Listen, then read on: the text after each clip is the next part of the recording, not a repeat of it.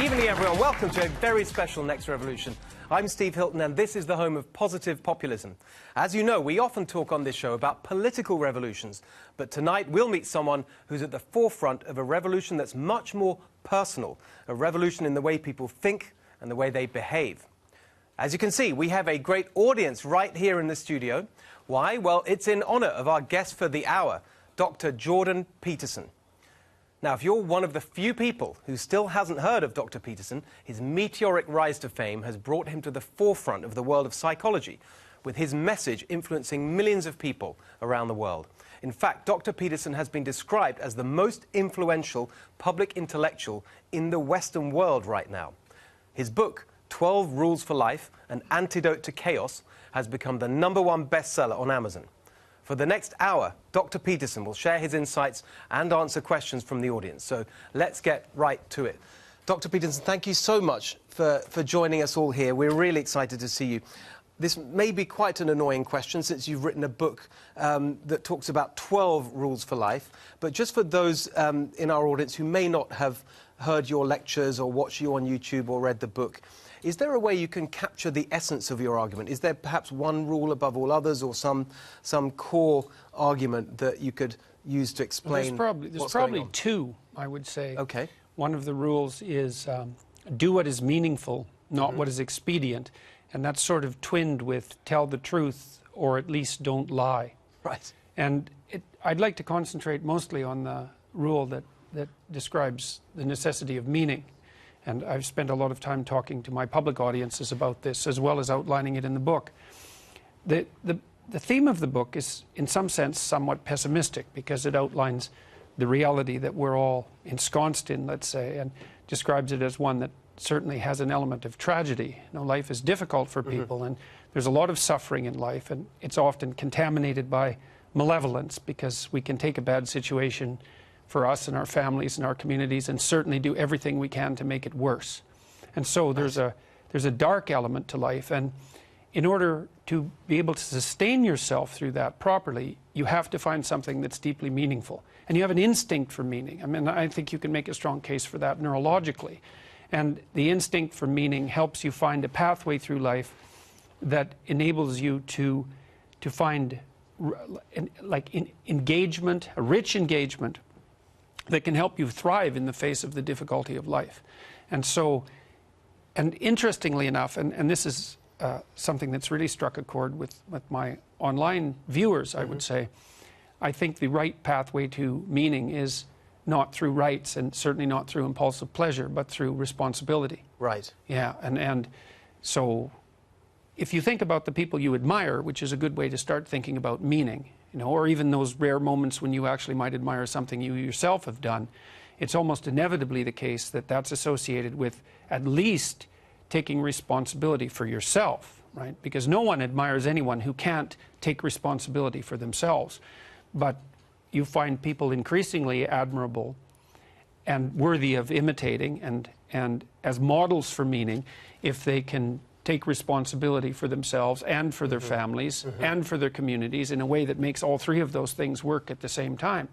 And interestingly enough, that kind of provides an antidote. Not only does that rectify suffering itself, because it makes you an effective actor in the world, but it's also an antidote to the trials and tribulations of life. Because, as Nietzsche said, the philosopher, if you have a why, you can bear any how. I love that line. Let's just say that it's such a great line, and it's one of the ones that really stood out, and it so goes to the heart of your message. Let's just hear it again. He who has a why can bear any how. Really, really profound. And your book really shows people how to do exactly that, how to find that why. One of the things that that is a constant theme throughout the book is this concept of order versus chaos. And what's interesting to me is that, as I was saying, and as you mentioned just now, those who hear your message, so many find it a way that they can really change their lives. It's very Hopefully different, for the better. Right? And it's really different from the normal stuff that gets talked about on TV and in politics. You're actually helping people in a direct way. Can you talk a little bit about how this message of take responsibility, find meaning, can help people in all different sort of stations in life, as it were, navigate the chaos and bring order? Mm-hmm. Well, first of all, as I laid out in the first part of our discussion, it's necessary to come to terms with the fact that life has a dark element, right? That you're destined for suffering. You're destined to have floods in your life. You're destined to have things fall apart. And you're destined to make mistakes. And so you need to live in a manner that not only makes that acceptable, but that makes it an intelligible part of the game. And the way to do that is to take responsibility for the facts on the ground. Mm-hmm. Now, if you're taking care of yourself, well, you're a vulnerable person. You can be hurt, mm-hmm. and you can do things improperly and badly. And if you're taking care of your family, it's the same thing. And if you're taking care of the community, it's the same thing. There are things in the world that are clearly out of balance that need to be set right. Mm-hmm. And some of those things are going to bother you and disturb you. And that being bothered by that and having it grate at your conscience or gnaw at your conscience is actually a sign, in some sense, from the deepest parts of your being, that you're being called forward into the world to act responsibly in relationship to those problems and to solve them. Mm-hmm. It's like you can make the world a less miserable place. You can make yourself a less miserable person and more competent person. You can do things to put your family together, and you can have a broader overarching concern for the family if you can get those first two things straight. Right. And it's so often in the last few decades, psychologists and other people who are well-meaning have told everyone, you're okay the way you are. Mm-hmm. You should feel good about yourself. It's like, I think that's a terrible message for young people, especially young people. It's not a great message for anybody, but it's especially bad for young people because many young people are suffering from, say, a crisis of meaning and purpose. Mm-hmm. And if you tell them, well, you're okay the way you are, it's like there's no direction for them.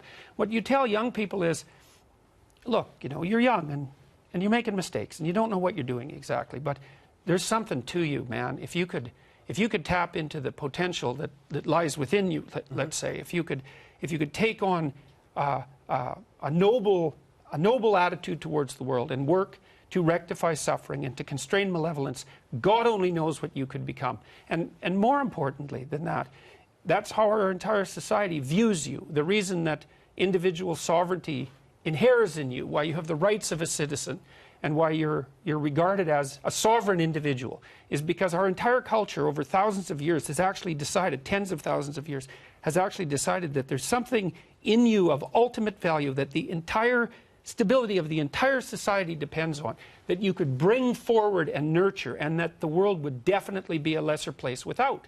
That's way better than you're okay the way you are. Right, I think people agree with that. But let's just get specific. So let's just put it in terms that relate a little bit more to our sort of daily political discussions. Let's say, there's issues that people get concerned about, immigration and the economy and jobs and education. What does... I just want to make sure I'm getting this right. You're saying, well, those things are going to be problems. They're probably going to go badly as well as go well. But never mind all that. Never mind what happens in Congress or with the presidency, whatever. You can take responsibility for your life right here today by doing what sorts of things? Well, one of the things that's become somewhat of an internet meme, and people have made all sorts of jokes about this, is that I've suggested, sort of tongue-in-cheek, but not entirely, that people stop protesting and start by cleaning up their rooms. And it's not something that's really any different than your mother probably told you endless dozens of times. But the thing is that, especially if you live in a disordered household, it's actually not that easy to put your room in order. First of all, you have to learn to do it. You have to think, well, what am I going to do with my closet? What sort of clothes should be in here? How am I going to present myself to the world? How am I going to be organized so that when I wake up in the morning, I feel like engaging in the day? How do I set up my room so that when I walk in, it's the sort of place that brings out the best in me? How do I put necessary order in this small area, which I have right in front of me? It's like, well, it's good practice to do that. And it's not because a good person keeps the room clean. Yes. It's not that. It's because you're setting the stage for the person that you want to be. And this has caught fire to some degree, this idea, because I'm taking this simple concept, which is, well, you should clean up your room, and saying, well, no, you don't exactly understand, is that you have a little bit of reality right here in front of you, and it's been granted to you, and you actually have some control over it. This is what I think is really, I love that, because a lot of your critics, we'll get to some of them later, they describe your message as somewhat dark and it isn't somewhat dark, it's very dark. Right, okay, you acknowledge that, but actually what you've just described there is hope. It's hopeful. It's like, okay, the world may be chaotic, but I can do something about my little bit of it. And it'll make a difference. Well, and there's something and that's else. a positive and hopeful thing. But I'm sorry to cut you. We've got a lot of time, and I just wanted to make sure we had time for a question from our audience, from Chris, I think, who's just here, because I thought it was very relevant to what you were just saying about a lot of what you've been talking about is the individual, take responsibility, and so on. You had an interesting question, Chris, about the individual versus society and the social order. What was your question? Hello, Dr. Peterson. You recommend that we evolve to become individuals, but aren't we social animals, and don't we derive value from our status in a social context? And hasn't liberalism been the force that has been hyper-focusing on the individual? Well, we're certainly social creatures. The question is, what level of analysis should be primary?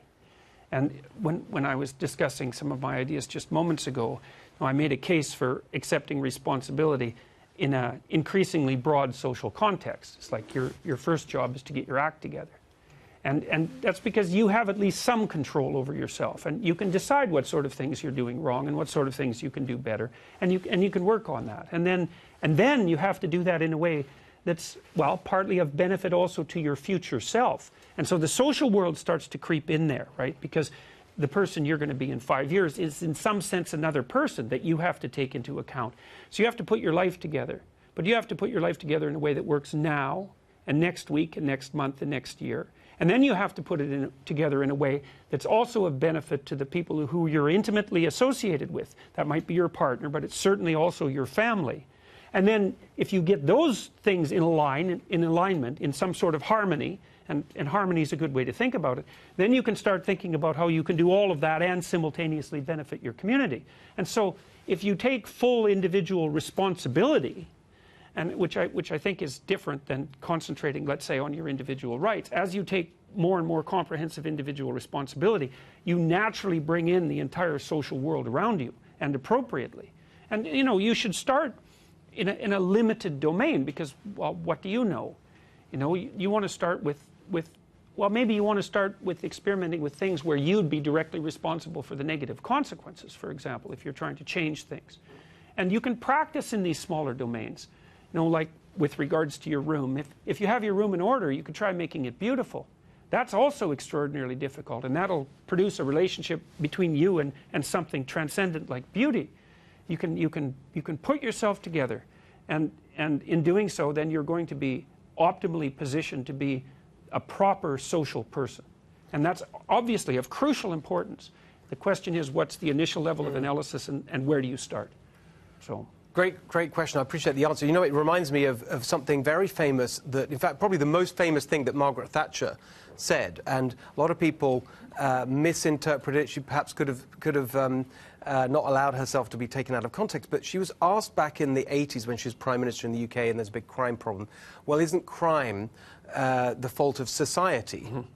And she just responded instinctively with this very famous phrase, there's no such thing as society. There are just individual men and women and their families, and they are the ones who should take responsibility. She meant that society was formed, that the building blocks are individuals. Well, I shouldn't have got... I would love to go on all day about that, but I'm afraid we're going to take a break right now.